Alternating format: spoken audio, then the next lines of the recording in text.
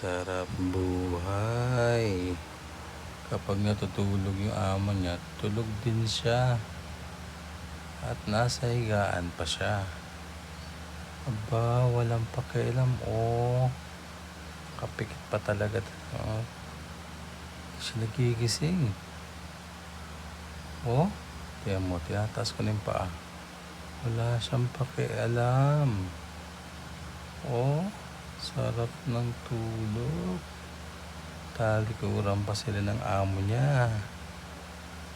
Magaling na aso ito. Huy, gising. Aba, ayaw mong gising,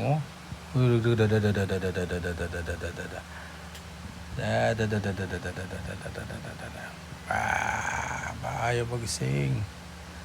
Magaling na aso ito.